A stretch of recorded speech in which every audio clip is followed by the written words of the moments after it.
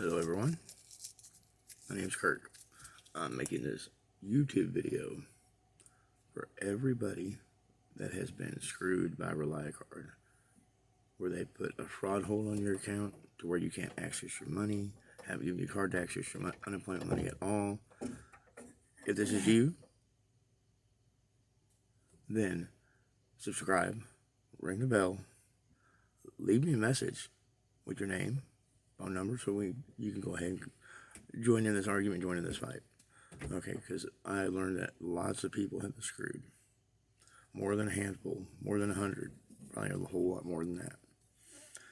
If you get your Reliacard with your unemployment benefits, and they'll send you a card out, no fuss, no muss, you'll get it, and you can just go ahead, use it as normal.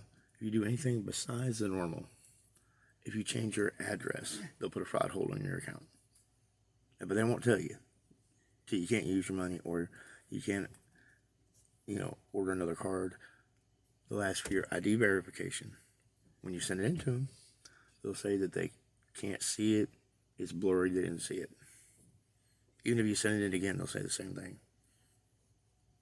And they'll jerk you around and keep your money, and keep your card, or put your card on a hold, or your fraud hold.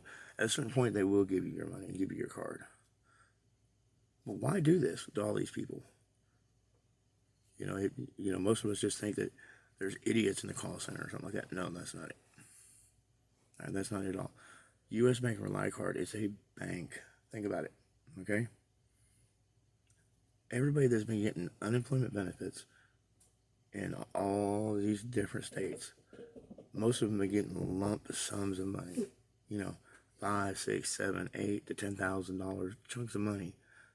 Okay, so if Reliacard is holding your money for a month or so, what's that money doing? Nothing, it's just sitting there.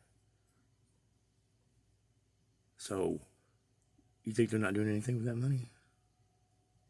Even if they just put that money in a simple interest account. Let's say you got $8,000.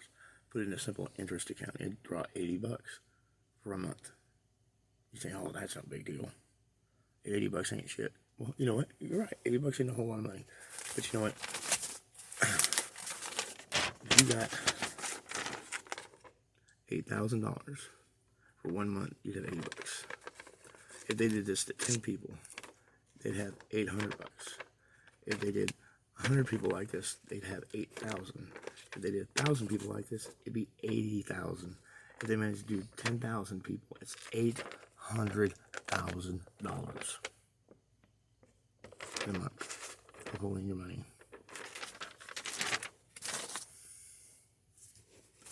Holding your money to make money. Why else would they do it? To everybody. It's like a script. It's absolutely like they script it. Because everybody goes through the same thing.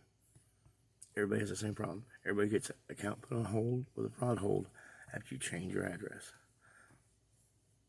They ask for you to send an ID verification in. Everybody does so. They tell everybody they can't see it. It's blurry. No matter how many times you send it in. Send you a letter wanting you to mail in your documents probably. I haven't got my letter yet, but I'm sure that's what it is. And if they get that, then they're going to release your money. But at that point, it's been a month. And they've dragged you out for a month where you cannot access your funds. Does this sound familiar to you? Does this happen to you? Like I said, hit subscribe, friggin' hit the bell, friggin', and go ahead and leave a comment with some information about yourself if you want. I'm trying to get as many people in this as possible.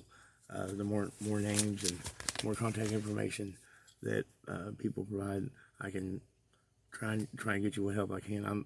I'm currently seeing what I can't do to help my situation following a lawsuit, because I don't put up with fraud. Okay, you cannot lie to somebody and hold their money hostage and all that crap. I don't care if you're U.S. Bank or fucking the president. You can't do that shit. And they're doing it to a lot of people. A lot of people were out of work, desperate for money for months, wanting to get that unemployment money on a weekly or bi-weekly basis like we're supposed to, and we didn't get it. Then all of a sudden they say, okay, here's a big chunk of money for those months that we didn't pay you. Fantastic, that's awesome. And then Reliacard says, oh, there's a problem. We can't get that to you. So if you have a fraud put on your account, Reliacard, if you had any problems with Reliacard like that, to where you cannot access your unemployment monies, leave me a comment, please. The more people that comment and tell me this has happened to you, and yes, this has affected me, and this is actually the same exact thing has happened to me. The more people that jump on this, the more we can do something about it. And that's what this YouTube video is about, is Reliacard and U.S. Bank screwing us, holding our money to make them money. Why else do it? And what I don't understand is why the unemployment department, or the government for that matter, allows them to do it. I mean, there's just so many people that's happened to. I looked online and I see the same things over and over again. People are complaining about the same thing that's happening to me. It's not a coincidence that the exact same things happening to everybody. Okay? I don't care who you are. That's not right. You're messing with people's lives, messing with people's family and their livelihood.